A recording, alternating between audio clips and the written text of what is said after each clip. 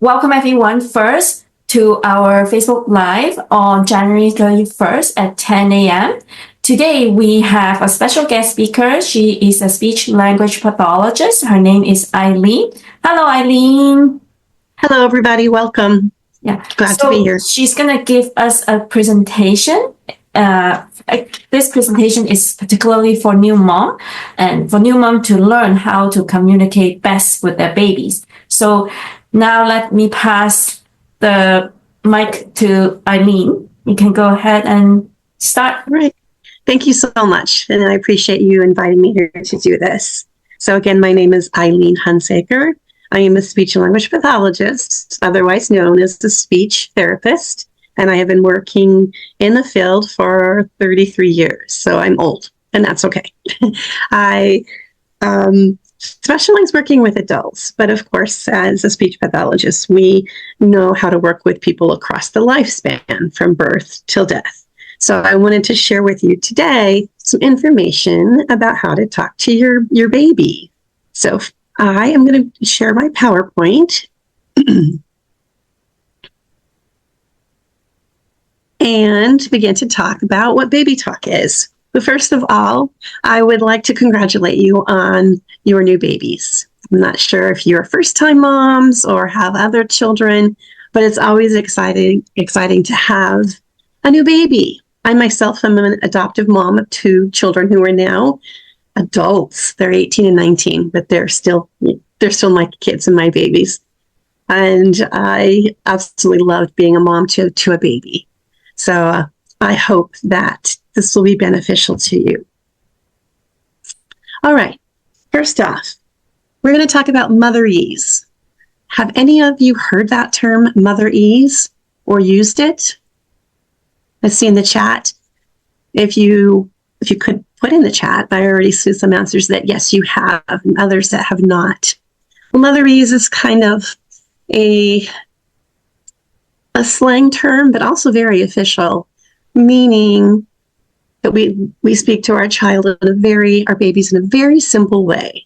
So it's pretty much what we call baby talk, where mothers and fathers, grandparents, whomever the caregiver is, talk to the babies in a really basic sing-song kind of way, where the parents vocalize more, they establish a lot more eye contact than they would when talking with an adult. And we'll go over a few more of those things. I don't know if any of you have pets, especially cats and dogs, but motherese seems to be used with those as well. Like, I'll call my kitty, come here, kitty. Here, kitty, kitty, kitty. And that's a form of motherese, which, by the way, is now called parentese, because we've got to make the gender equality part of everything, which is great, because having parents, grandparents, caregivers, and especially the father of the children involved is so very important. All right, so let's talk a little bit more about parentese. How do we speak it? It's not its own language. It's just our normal English. But ease at the end of the word talks about, kind of insinuates that we're talking to them in a more easy way. So when we talk to the baby, our voice becomes higher pitched. So our voice is elevated. So if I were to say good morning to my baby, I would say good morning in that high little pitch. And I don't know if any of you can relate to that, but you can hear when I did that, good morning, I started at a pretty low pitch, good, and then my voice went really high, good morning. And it's more sing-songy than you would do with an adult. Because you certainly wouldn't go up to somebody in public and say, or a colleague and say, good morning. It would be more, good morning. Also, we use more exaggerated facial expressions and a more exaggerated tone, meaning your tone of voice. It's more emotional, and babies can read into that emotion. If you have other children, you know that excuse me, your children pick up on our emotions, whether they be bad, like tiredness or frustration or happiness. And infants can do the same, believe it or not. They're very smart right from the very first day. We use lots of repetition with parentese as well. So we could say something like, oh, my big boy. Oh, you're my big boy. Look at you. Oh, big boy. And we also slow down. If you notice, I didn't say, oh, big boy, you're so good. It's slow, it's relaxed. There's a lot of emotion into it. And there's a lot of emphasis on the words that we're saying, as well as a lot of facial expression. It's very important to have that baby in front of you. So in your hands, holding him or her up and be face to face so that you can establish eye contact and so that baby can pay attention to your lips, which they will do. And you'll see them smile and they'll just respond to you non-verbally during those early months. Maybe not as a 1, 2, 3-year-old month, but once they start more of, well, the babbling or the blowing raspberries, things like that. So that's Parentese. Here's an example of Parentese, and I've had trouble getting this hyperlink to work. So I am just going to copy and paste it into it's not working. Okay, we'll skip it. I think you get the idea of what Parentese is. Maybe you can share the link to the chat later. Yeah, I will. I can watch it after. Yes. Yeah. I actually have it. We'll move on. Maybe we can do this to cut and paste this or something. Okay. So why do we use Parentese? Why should we go to all that work? And the thing is, usually it comes to parents pretty naturally. We tend to talk to our babies as babies. So it's not putting in extra effort. It's just learning that and making that a habit, which usually is there already for most adults. So the benefits of speaking in Parentese is that it helps children learn language. They look at your lips, they hear your words, they repeat it. So they're starting to get an idea of what language is and what English words are. Like I said earlier, it helps them see emotions, which in turn with them, it helps them recognize emotions and react to those emotions. So like the smiling or blowing raspberries, those are all emotions. Emotional reactivity, we call that, which is very important. Another thing is it helps us decode syllables. And what that means is it helps children, babies, be able to hear words and hear them in syllables, which helps them later on in life with learning how to read. Reading and writing and language are essential in life. So we're giving our children kind of a boost by using Parentese. And it also helps them learn how to pay attention. Holding them face to face, establishing the eye contact is a really great way of them learning how to block out the outside world and the environmental noises that come, and to focus only on that parent. Lastly, other tips to use when using Mother Ease is to really exaggerate your lip movement. I like to say when you're talking to your baby, move your lips as if somebody were trying to read your lips because they had a hearing loss. So really exaggerate your lip movements and have the baby work on their own lip movements. So if you're saying, have the baby try to repeat that, and sometimes they will, or all those fun little things that we can do with babies. All those pre-linguistic skills, we call them.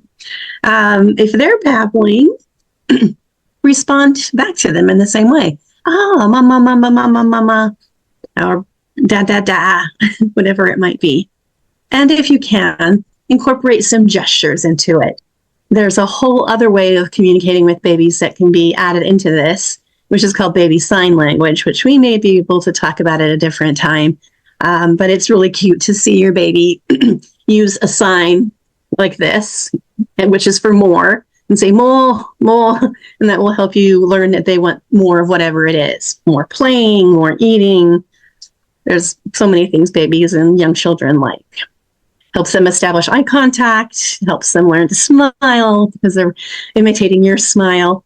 And the most important part, I think, too, is to incorporate some physical affection in this interaction with your children. So if you're holding them up, talking to them, or even if they're in their bouncy thing, or you're changing a diaper, use motherese at all that time. Parentese at all that time, and combine it with a kiss or a caress, whatever you can to show affection to that child. On the right, it talks about languages acquisition, what we've talked about, which is learning skills like lip movements and how to turn your voice on and off. Those things will all come along with using Parentese and having the child respond to it. And having language skills helps in turn develop pre-literacy skills, so your child will learn to read later on. This is not just something that's made up and it's fun. This is evidence-based, meaning it has been researched many, many times for many, many years by different people, and has proven to be effective. I listed here a study that actually one of my old colleagues, Jordan Green, published about how important lip movement exaggeration, which is that really slow, exaggerated lip movements, how important that is in infant language. So please know that this is a really important and fun thing to do. All right, there's lots of places you can find more information. I always recommend going to our certification association, which is American Speech Language Hearing Association at asha.org. The National Institutes of Health have many published articles as well as information. And I as well attached a PDF of a study that was done to figure out what's the difference between how mothers use Parentese and daddies use Parentese. I think it's kind of fun to look at. It's called Chatty Daddies Study.